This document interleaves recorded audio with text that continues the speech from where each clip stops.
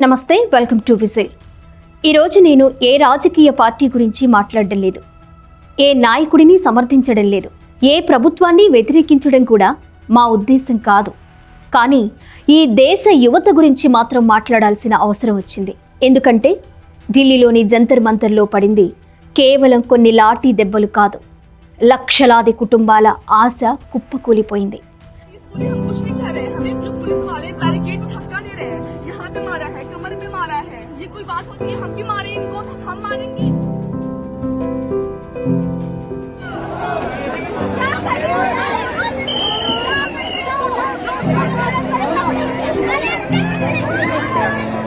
कौन करता है? कौन ऐसे मारता है? बहुत गंदी पुलिस है दिल्ली पुलिस, लाठियां चार्ज करती है।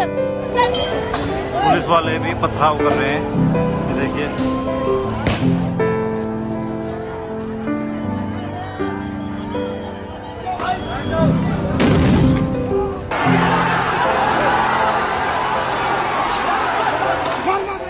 ఒక్కసారి మనం రాజకీయాలను పక్కన పెట్టి ఆలోచిద్దాం. మన ఇంట్లో ఒక కొడుకుంటాడు లేదా ఒక కూతురు ఉంటుంది. వాళ్ళు ఉదయం నుంచి రాత్రి వరకు చదువుతుంటారు. తల్లిదండ్రులు అప్పులు చేసి కోచింగ్కు పంపిస్తారు, బంగారం తాకట్టు పెడతారు, వ్యవసాయ భూమి అమ్మేస్తారు. ఒక ఉద్యోగం వస్తే మన కుటుంబం గట్టెక్కుతుందని కలలు కంటారు. అది భారతదేశ మధ్యతరగతి కథ. అదే ఈ దేశంలోని కోట్లాది కుటుంబాల కథ. కానీ ఆ పిల్లాడు పరీక్ష రాస్తాడు, పేపర్ లీక్ అవుతుంది, పరీక్ష రద్దవుతుంది, మళ్ళీ చదువు, మళ్ళీ పరీక్ష, మళ్ళీ నిరీక్షణ. సంవత్సరాలు గడుస్తాయి, వయసు పెరుగుతుంది, ఆశలు తగ్గిపోతాయి. చివరకు మా జీవితాలతో ఇలా ఎందుకు ఆడుకుంటున్నారు అని అడగడానికి రోడ్డెక్కితే ఎదురయ్యేది సమాధానం కాదు, లాఠీ.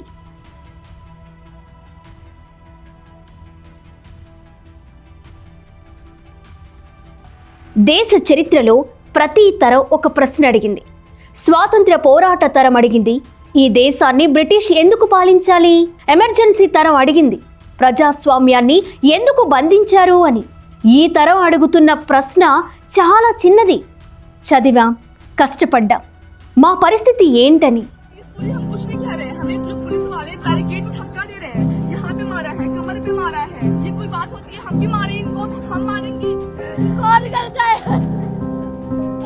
कौन ऐसे मारता है? बहुत गंदी पुलिस है दिल्ली पुलिस, लाठियां चार्ज करती है।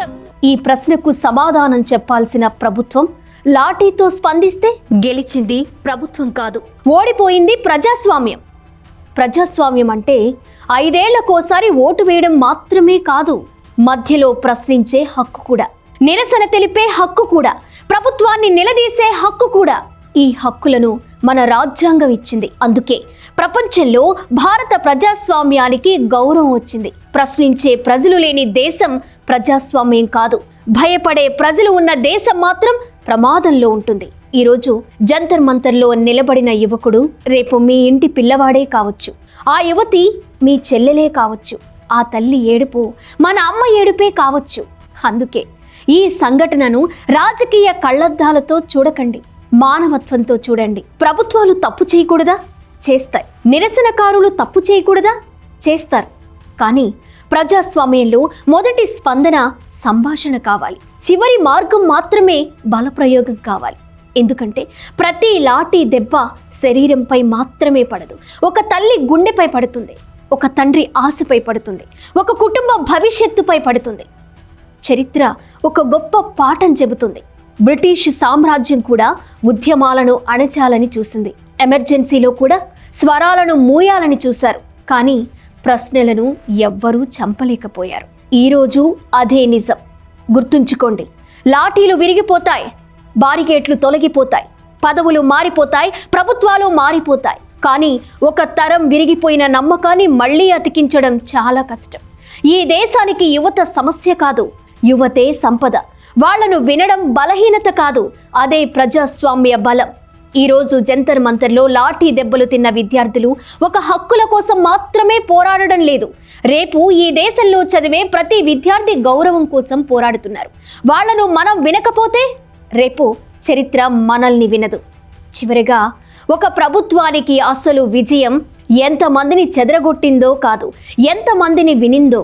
ఒక దేశానికి అసలు శక్తి ఎన్ని లాఠీలు ఉన్నాయో కాదు, ఎంత ధైర్యంగా ప్రశ్నించే యువత ఉందో. ఎందుకంటే దేశాన్ని నిర్మించేది లాఠీలు కాదు, కలలు కనే యువత. ప్రశ్నించడం నేరం కాదు, ప్రశ్నలకు సమాధానం చెప్పలేకపోవడమే అసలు సంక్షోభం. నిజం కోసం, ప్రజల కోసం రాజీ లేని పోరాటం. Whistle news. జై హింద్.